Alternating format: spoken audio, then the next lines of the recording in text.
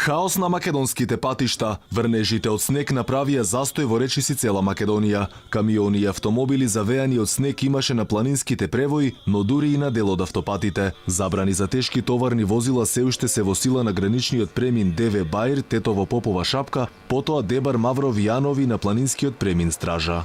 Снег врне низ целата република, особено во западните делови, па затоа со оглед на тоа им препорачуваме на сите оние кои патуваат, доколку не е итно да може да го одложат патувањето, нели секако со временските услови следува и секако носење на зимска опрема. Нови снежни врнежи од ноќеска повторно ќе зафатат цела Македонија, најавуваат синоптичарите. Вела дека и наредната недела ќе вее снег, но не со толку јак интензитет. Повеќе снег се очекува на повисоките места и на планините. Врнежите ќе продолжат и во вечерните и ноќните часови, меѓутоа веќе ќе слабеат по интензитет и ќе се преместуваат кон источните делови од земјата, па така во текот на утрешниот ден времето ќе биде претежно облачно со умерен до засилен ветер од северозападен правец, но сепак во источните делови ќе има повремени врнежи претежно од снег кои што ќе бидат со доста слаб интензитет.